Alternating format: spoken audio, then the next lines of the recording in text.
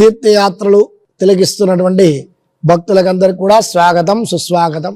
ఈరోజు మనమందరం కూడా స్వామి యొక్క అనుగ్రహాన్ని పరిపూర్ణంగా పొందడానికి అనువైనటువంటి ఆ యొక్క వ్రతం గురించి మనం తెలుసుకుందాం. అదే మార్గశీర్ష మాస వ్రతం. దీనినే ధనుర్మాస వ్రతం అని కూడా అంటారు. మరి ఎలా అంటే భగవద్గీతలో శ్రీకృష్ణ పరమాత్మ ఒక విషయాన్ని చెప్పాడు మనకి. ఏంటంటే మాసానాం మార్గశీర్షోణాం, నాకు అన్ని మాసాలలో కూడా మార్గశిర మాసం అనేటువంటిది చాలా ప్రత్యేకమైనటువంటి చాలా ఇష్టమైనటువంటి మాసం. మరి మార్గశిర మాసం ఎలా ఏర్పడుతుంది అంటే సూర్యుడు ప్రతి మాసం ఒక్కొక్క రాశిలోకి ప్రవేశం చేస్తూ ఉంటాడు. ఆ విధంగానే కార్తీక మాసం వెళ్ళగానే మనకు మార్గశిర మాసం వస్తూ ఉంటుంది. తర్వాత సూర్యుడు ధనుస్సు రాశిలోకి ఎప్పుడైతే ప్రవేశం చేస్తాడో దానిని ధనుస్సంక్రమణం అంటారు. ఆ ధనుస్సంక్రమణం నుంచి పుష్యమాసంలో వచ్చేటువంటి ఆ యొక్క పౌర్ణమికి ముందు వరకు కూడా మనకి ధనుర్మాసం అనేటువంటి జరిపిస్తూ ఉంటారు. మరి ఈ ధనుర్మాసం అనేటువంటిది ప్రత్యేకంగా స్త్రీలు వివాహం కానటువంటి కన్యలు ఆచరించదగినటువంటి వ్రతం ఇది.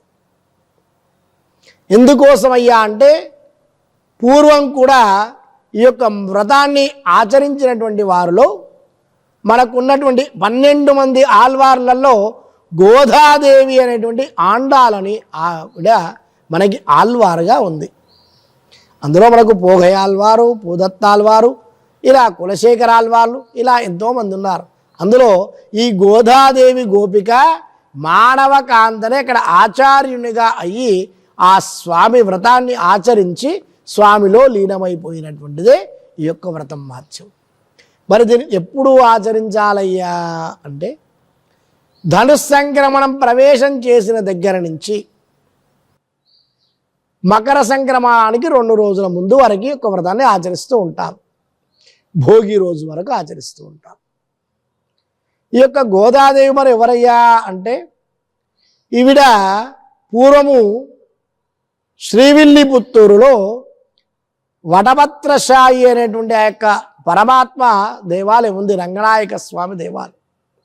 అక్కడ ఆ తులసి పాదులన్నీ కూడా కోస్తూ తులసిమాలలు కూడా అల్లి స్వామికి సమర్పిస్తూ ఉండేటువంటి అర్చకుడట ఆ యొక్క విష్ణుత్తుల వారు. ఆ విష్ణుత్తుల వారు ఒకనాటి దినమున ఆ యొక్క తులసి పాదులన్నీ కూడా తవ్వుతున్నటువంటి సమయంలో ఈ యొక్క అమ్మాయి కనిపించిందట.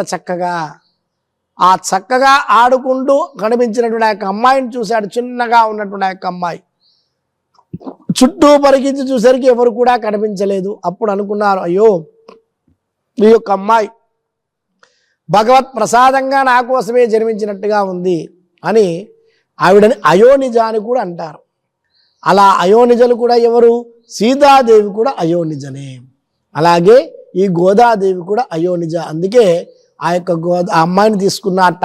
ఆ అమ్మాయి చక్కగా పూల తోటల్లో తులసి బాధలో దొరికింది కాబట్టి పూలమాలికలాగా చక్కగా అందంగా ఉంది కాబట్టి కోదయ్య అనే పేరు పెట్టుకున్నట్ట ఆ యొక్క అమ్మాయికి.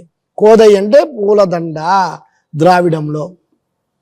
మరి అలాగా ఆ యొక్క అమ్మాయిని పెంచుకుంటూ అల్లార ముద్దుగా ఆ యొక్క పెంచుతూ ఉన్నట్ట అమ్మాయిని. ఆ అమ్మాయి కూడా ప్రతిదినం కూడా నాన్నగారితో పాటు దేవాలయానికి వచ్చి చక్కగా స్వామి సపర్యలు చేస్తూ అలా చూస్తూ ఆనందంగా గడుపుకుంటూ ఉండేటువంటిదట. ఆ కోదయ్య కాస్త గోదాగా మారిపోయింది.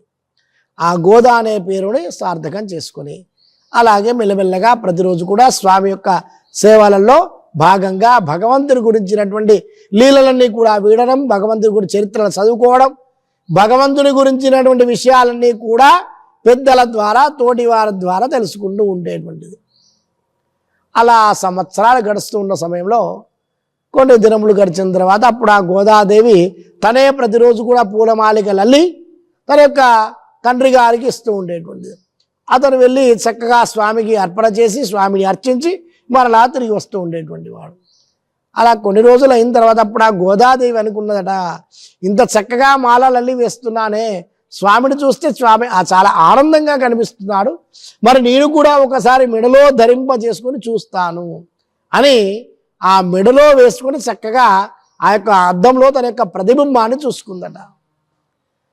ఇదివారి కంటే కూడా చక్కని తేజస్సుగా అందంగా కనిపించిందట. అప్పుడు ఆ యొక్క అద్దంలో ఆహా ఇంతటి అందం కలుగుతుందా ఈ యొక్క మాల ధరింప చేసుకుంటే అని మనసులో అనుకుందట. ఇంతనే వాళ్ళ నాన్నగారు రాగానే ఏర్పడకుండా తీసి మరలా పూల బుట్టలో పెట్టేసి నాన్నగారికి ఇచ్చి పంపించి వేసింది. అలా ప్రతిరోజు జరిపిస్తూనే ఉన్నది, అలాగే జరుగుతున్నది. కొన్ని రోజులకి ఆ కేశపాశాలు అనేటువంటి ఆ యొక్క పూలదండలలో కనిపిస్తున్నాయట. అప్పుడు ఆ పూలమాలలు ఆ యొక్క స్వామివారికి ధరింప చేయకుండానే ఆ విష్ణుతుల వారు పక్కకు పెట్టాడట. అలా 4-5 రోజులు గడిచిపోయింది.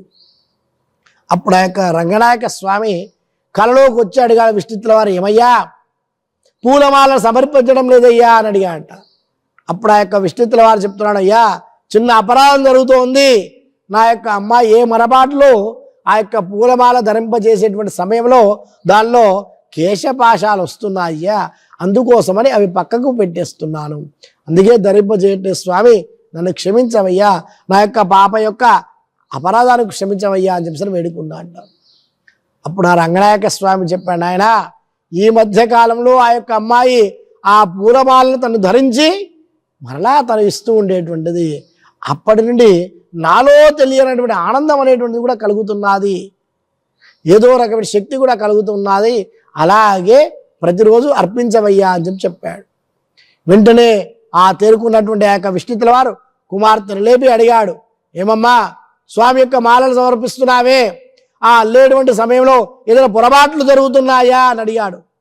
అప్పుడు భయంగా ఆ యొక్క అమ్మాయి చెప్తూ, స్వామి ఇలా నేను మెడలో వేసుకొని మరలా ఇస్తున్నాను అని చెప్పగానే అప్పుడు ఆ విష్ణుతుల వారు 2 చేతులు దండం పెట్టి ఆ స్వామికి అలాగే ఆనందం కలుగుతుందటమ్మా, ఇన్ని సంవత్సరాలు నేను చేసినటువంటి దానికంటే నీవు ధరింపజేసుకొని మెడలో వేసి ఇచ్చినటువంటి ఆ యొక్క మాలికల వల్లనే స్వామికి ఆనందం రెట్టింపు అవుతుందట, అందుకే అలాగే ధరిస్తూ ఇచ్చేసేయమ్మా అన్నాడు.